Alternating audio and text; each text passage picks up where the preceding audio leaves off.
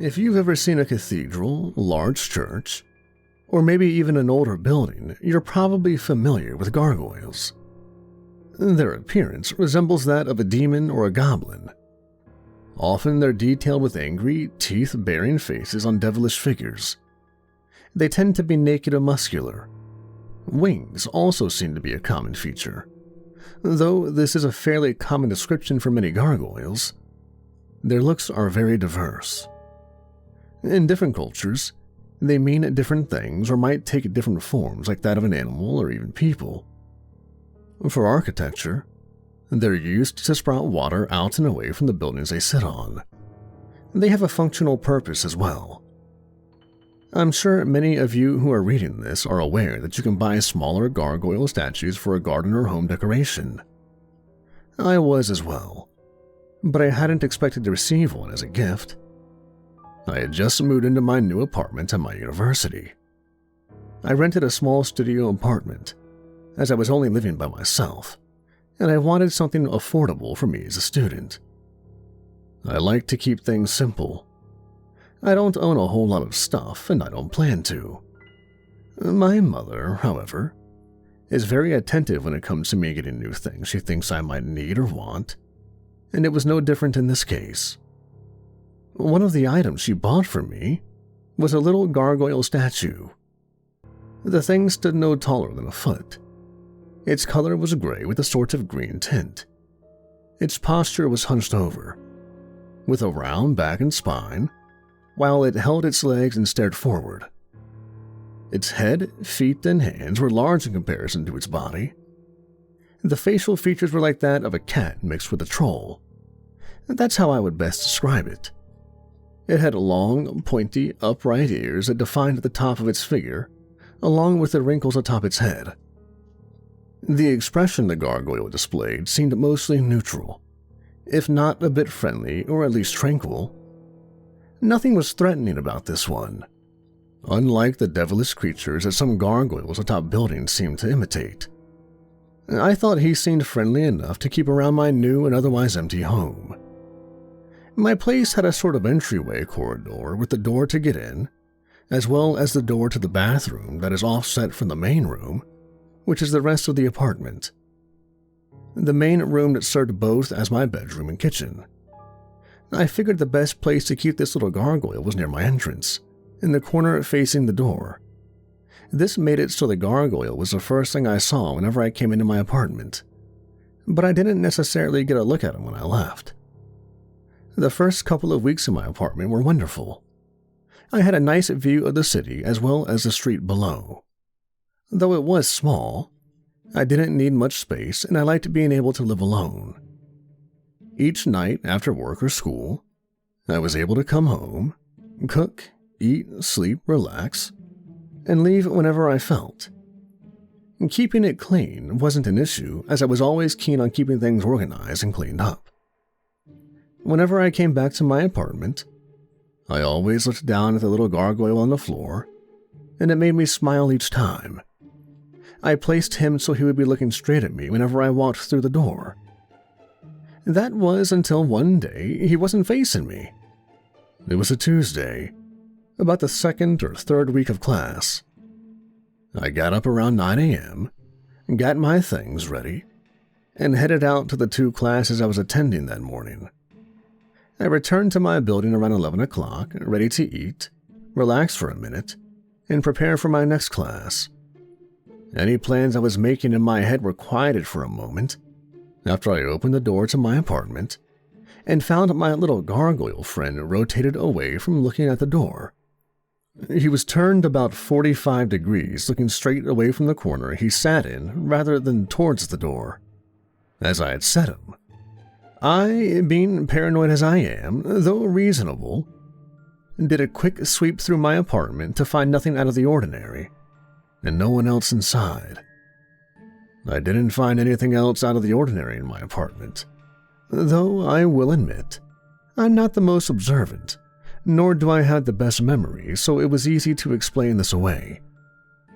I figured I must have fiddled with the gargoyle and moved it for some reason this morning, or maybe that I had bumped into him, which, even at the time, didn't make much sense.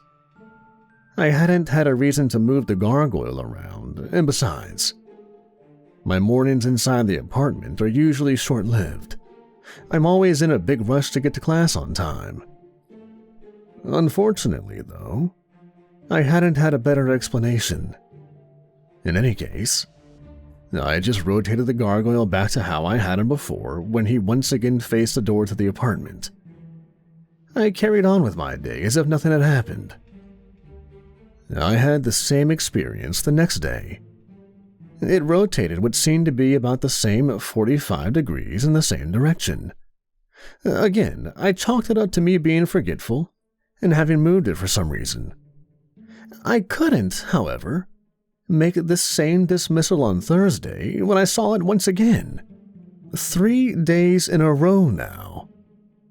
At this point, my paranoia had placed a firm hand on the wheel of my thought process.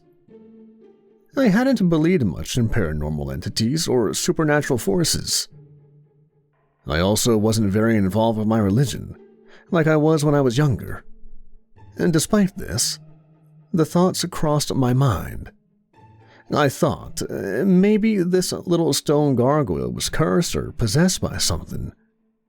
Maybe this thing was the little demon it looked like. This explanation didn't have much merit to me, and like I said, I wasn't the most superstitious person. The prevailing theory I settled on was that someone was sneaking into my apartment. Someone had a sick idea of a joke where they would find it funny to terrorize me into thinking I had a possessed gargoyle. Maybe an employee who worked in the building had a key fob that they could use to access my apartment. Maybe an older resident had one that still worked. Maybe one was lost and there was someone who found out where it worked by some odd chance. Whoever it was, I couldn't think of someone for whom this theory would make any sense. I also figured they must have been doing it to toy with me. Nothing else seems out of place and nothing was missing or stolen. As I said, I'm quite simple, and don't have many things that could be out of place or missing, so I would probably notice if they were. My solution was simple. Friday wasn't a very important day for classes that week. I hadn't had any quizzes or tests to attend to, and anything I missed, I was sure I could teach myself through the textbooks and class notes that the professors left on their class pages after the lectures. I planned to simply sit in my apartment all day and wait for that creep to come in and mess with my gargoyle. As I learned waking up Friday morning, this plan didn't work. The moment I woke up, I crawled out of bed to use the bathroom. As I left the bathroom, I found myself making eye contact with the gargoyle sitting in the corner. He had already moved to his angle away from the corner, looking right at the bathroom. I felt a chill run down my spine as I realized that whoever did this must have come in the night. The thought of someone coming in when I was sleeping and doing that, and God knows what else, made me feel disgusted and even angry. How sick could they be? Some stranger whose intentions I hadn't had a clue of, bold enough to sneak into my apartment while I slept. I stayed inside my apartment all of Friday. I cooked what I had and kept to my homework. I didn't go to any of my classes, and although that was a part of the plan, I had hoped to catch whoever was doing this and be able to move on with the day. Now, I wouldn't be able to leave and go to the gym or hang out with friends. I couldn't leave at all. I didn't even feel comfortable enough to use both earbuds in my apartment. This situation was no fun, and I wanted to be able to leave, but more than that, I wanted to find out who this was. I decided that night was going to be an all-nighter. I had to catch whoever the hell was doing this. I figured that this was also a good time to continue my schoolwork and prepare for the week, so that when I hopefully did catch this creep, I could relax for the rest of my weekend and sleep easily. I didn't tell anyone about what was going on. I felt like I might be the one who was crazy. After all, I had nothing to back up my claims, so why bother? My Friday was quiet and peaceful for the most part. I got distracted a few times and browsed YouTube here and there, but mostly, I got quite a lot done. Occasionally, I would get up and double-check that my door was secured and locked, and that my mysterious gargoyle was how I left him, staring straight at the door. As usual, my productivity improved the later it got. While intensely focused on a set of calculations at 3 a.m., the lights in my apartment suddenly went out. I jumped out of my chair into a standing position and away from my desk as I stared towards the entrance to my apartment. Even though only my right earbud was in, I quickly knocked it out of my ear. I hadn't heard anyone or anything except for the distinct flip of a switch a few seconds prior. Because of the offset corridor, I couldn't see where the light switch was or if someone was there. I grabbed the chef knife from my set of kitchen knives as well as a steak knife. I stood for a moment in the dark. The only thing breaking the silence was my rapid heartbeat and accelerated breathing. I felt a rush of adrenaline as I pumped myself up. I got angry. I told myself this was who was toying with me and found this sick joke humorous. I screamed that whoever was in here ought to leave before I took care of them myself. I didn't get a response. My fear and anger got the better of me as I told myself whoever was in my apartment right now was going to get what was coming to them. I marched over to the corridor to find that there was no one there. I glanced to my left, at my feet, and saw that my gargoyle had moved again. Like the last time, he faced 45 degrees away from where I placed him, right towards the bathroom door. I shot a glance in that direction, and the door was slightly ajar. There was someone in my bathroom. I couldn't make out many details, but I could make out the shape of a person. I raised the chef knife I was holding, and in the most serious and straight voice I can muster, I told them to leave. Despite my best efforts, my command came off in a very shaky and frightened voice. After about 10 seconds, I saw the figure step backwards out of my view. I cautiously reached a hand forward and pulled open the door. Though it was still dark, I didn't see anyone. I reached in and flipped the light switch, still keeping the rest of my body outside of the bathroom. There wasn't anyone there. I stepped in and checked the shower and cabinet, as if anyone could fit in there, but didn't find anything. I just stood in the middle of my bathroom, alone, confused, and thinking of what the hell could have possibly happened. My gaze met the gargoyles, who was staring right back at me. My paranormal theory seemed a lot more plausible to me now, and one I was starting to believe in with every passing second. The rest of the night was uneventful. I continued my work whenever I was calm enough, which wasn't often. I couldn't stop taking looks back towards my door, and towards where the gargoyle sat. I kept on like this for the entirety of that Saturday. I didn't eat anything that day. I didn't have an appetite. I worked slower while my eyes became heavier. At one point around 7 p.m., I decided to take a break and watch a relaxing YouTube video or two since I hadn't gotten anything done in the past hour or so anyway. Because I wanted to keep both ears open this time, I didn't use headphones and just listened with my laptop on low volume. Eventually, I found myself resting my head in my arms and barely able to keep my eyes open. I know it wasn't long before I fell asleep, but it only felt like a passing moment before I shot back up, awake in the darkness of my room. My panic about being in the dark was quickly diffused when I remembered I didn't have it on earlier when I fell asleep, as it was still somewhat light out then. But it wasn't light out now. I leaned back to get a look at the clock on my oven. It was a little past midnight.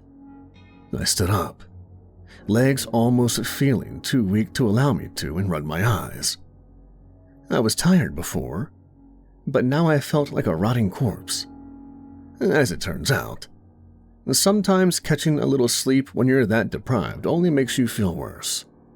I had a massive urge to pee after I woke up. I started walking over to my bathroom, but stopped dead in my tracks when I got to the hallway. My gargoyle wasn't just turned, it was gone. I snapped my head back up and looked towards my door. What I saw made me take a few steps back. Facing the door was a figure again, but this time I could see it. It stood about 4 feet tall, arms at its sides, and with a slightly hunched back.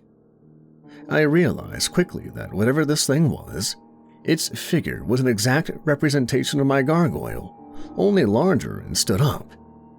It stood looking straight ahead at my door, away from me. It was perfectly still, like stone. And before I could react, I felt myself become weak to the point I couldn't seem to keep myself standing and felt my legs going out from underneath of me. I slowly collapsed to my knees and then to the ground, watching what I now believed to be whatever possessed my gargoyle standing in front of me. All the while, my eyes kept closing as if they were being forced to. I felt myself falling asleep again, until I did. I tried to fight all of this, but I couldn't. It was almost as if my body was doing it for me. I awoke with sunlight from my window shining on my face, as I was still collapsed on the ground. It was mid-morning. My first thought was to check for whatever was standing in front of my door the night before.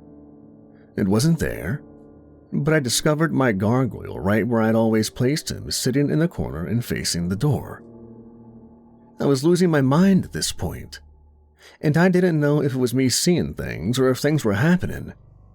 In a rash impulse, I got my shoes on, grabbed the gargoyle, and marched down to the first floor of the building. I proceeded to the trash room where I rifled the little stone devil into a dumpster, turning away as quickly as I threw him in and headed back up to my room. I continued on that day as if nothing had ever happened. I figured I'd better finish up the schoolwork I needed to have done for classes, which I already had the next day. I also went to the gym, but my performance on everything that day, from homework to working out, was suboptimal to put it lightly. I had just felt horrible. My mood wasn't just bad, it was depressing, like I had no hope left at all. I did a lot of reflection of myself. I felt as though I should drop out of school and stop trying as if nothing mattered at all. I felt my life was meaningless. I don't know what was getting into me. I felt that day like I hadn't had in months. Up until the past few days, everything was going right for me, and now I was back to this. My mental health was improving until now. I hoped it was just the sleep deprivation getting the best of me. These thoughts occupied much of my day, and before I knew it was dark and I was tired, worn out. I decided to call it a day. Later that night, around 2 or 3 in the morning, I woke up once again. I was able to open my eyes and see my quiet, dark apartment, but when I tried to get up, I was unable. No matter how much effort I gave into moving my arms or legs or anything but my eyes, I couldn't. I panicked for a few minutes before I gave it some thought. I assumed I must be experiencing sleep paralysis. I had never experienced it before, only heard about it, and it terrified me. I decided it was best to relax and let it pass. I stopped trying to get up and relax my eyes, letting them drift to the ceiling above. That was a mistake. Hanging from my ceiling was this grotesque monster. The shape was like that of a man, but with its feet and hands plated on the ceiling as if it were on the floor, with its head leaning back and down to look at me. Its spine was bent to a gut-wrenching degree impossible for any person. The body was darker than my room in the middle of the night, and that's all I can remember besides that its skin shimmered in the little amount of street light that came through my apartment window. My focus was locked on its eyes, its piercing, bright blue eyes. They were the only thing that stuck out in the darkness. They had the slits of a snake's eyes, and when I looked into them, I knew that I was looking into pure evil. It dropped from the ceiling and onto my bed just over me. I could feel its power and weight when it landed, perfectly placing its head over mine and looking straight into my eyes. It began to laugh with a vibration in its voice as if it were coming in from a speaker or radio rather than from vocal cords. It leaned in, almost touched its crooked nose with mine and bore its teeth. "Now that he's gone, you're mine." It whispered this to me before opening its mouth and sticking its forked, serpentine tongue out and running it along my face. Right at that moment, it was ripped from the top of me and I was suddenly able to move again. I sprung from my lying position on the bed to see what had happened. The thing that had been on top of me was now being held high in the air, almost to my ceiling. It was wailing in pain as it scrambled to reach its arms behind its neck and squirmed about, kicking its legs in the air. It was trying to reach a large gray arm that held him there, unmoving. Attached to that arm was none other than my gargoyle. This time he was an immense size. Its face, still the same as it had always been, like a mask, stared up at the creature it possessed in its grasp. But only for a second. In an instant, the gargoyle slammed its hand, clenching the neck along with it straight into the floor. Even over the tremendous boom and shake of the floor beneath me, I could hear bones crack as the creature continued to wail in fear and pain. The gargoyle proceeded to repeat this slam several times before it stopped and placed one firm foot on the creature's back. Bending down, it gripped the creature's shoulder with one hand and the wrist with the other before yanking and tearing it off in one flawless motion. The creature let out another scream, but it had no power. It couldn't move. It couldn't do anything. Quickly, the gargoyle repeated the procedure with the other arm. The creature had gone silent. This didn't stop the gargoyle from finishing the job, though. It leaned in and grabbed the head with its hands. Violently twisting, I heard the grotesque sounds of snaps and the tearing of flesh before the head came loose. The gargoyle raised it and looked it in the eyes for a short minute before it looked towards me. I was still shaking with fear. I just witnessed a little stone statue turned gargantuan monster rip and tear apart some sort of evil spirit. And not to mention, my floor was covered in torn apart limbs, a lifeless torso, and a pool of blood. And despite all of this, I was able to calm down after a few moments. I didn't feel like I was in danger. I felt safe and comfortable, feelings I hadn't had the slightest taste of for a whole week now.